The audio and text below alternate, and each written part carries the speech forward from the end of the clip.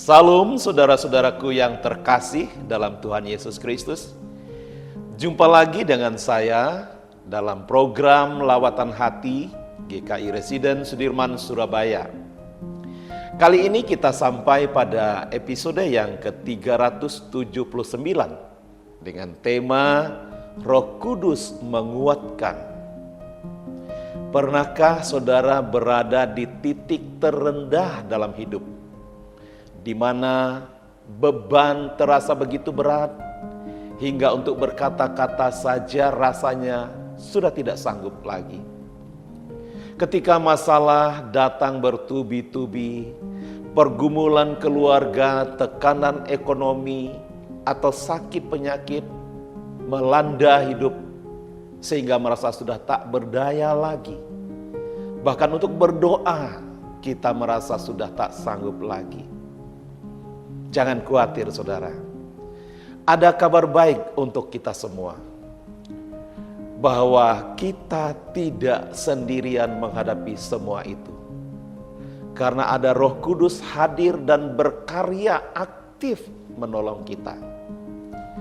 Rasul Paulus berkata dalam Roma pasal yang ke-8 ayat yang ke-26, demikian juga Roh membantu kita dalam kelemahan kita, sebab kita tidak tahu bagaimana sebenarnya harus berdoa. Tetapi Roh sendiri menyampaikan permohonan kepada Allah dengan keluhan-keluhan yang tak terucapkan.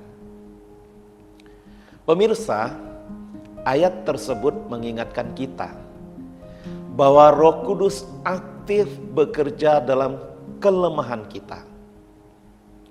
Saudara tentu sudah tahu bahwa Roh Kudus tinggal di dalam hati kita sejak kita menerima Yesus sebagai Tuhan dan Juru Selamat kita.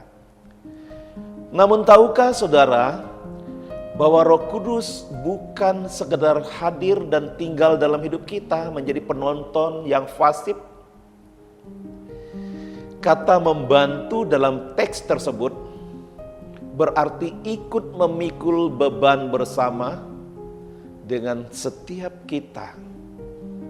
Saat kita merasa lemah, saat kita merasa kehabisan kekuatan dan tidak tahu lagi harus berdoa seperti apa, Roh Kudus tidak meninggalkan kita, saudara-saudara.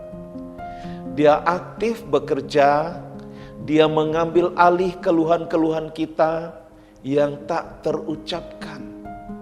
Ia menerjemahkannya dan membawanya langsung kepada hadapan Bapa. Segala kelemahan kita bukanlah penghalang bagi Roh Kudus, melainkan tempat di mana kuasanya dinyatakan secara nyata dalam hidup kita. Sebab itu saudara-saudara, jangan pernah menyerah kalah pada masalah, pergulatan hidup, dan pergumulanmu. Ketika logika kita berkata sudah tidak ada jalan keluar, ingat bahwa jalan kita bukanlah jalan Tuhan. Roh Kudus yang ada di dalam hidup kita adalah roh yang kreatif, berkuasa, dan memiliki kuasa yang tak terbatas dengan berbagai cara untuk menolong kita.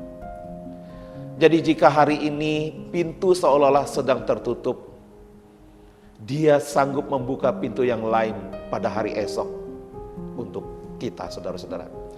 Jika hari ini kita belum melihat jalan keluar, Dia sedang bekerja di balik layar untuk mempersiapkan jalan keluar agar kita bisa merajut kebaikan di hari depan kita.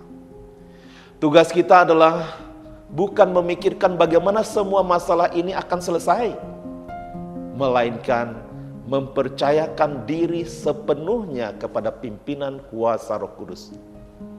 Dengan terus bersekutu dengan Dia dalam doa, merenungkan firman Tuhan, dan melakukan kebenaran firman Tuhan dalam setiap aspek hidup kita.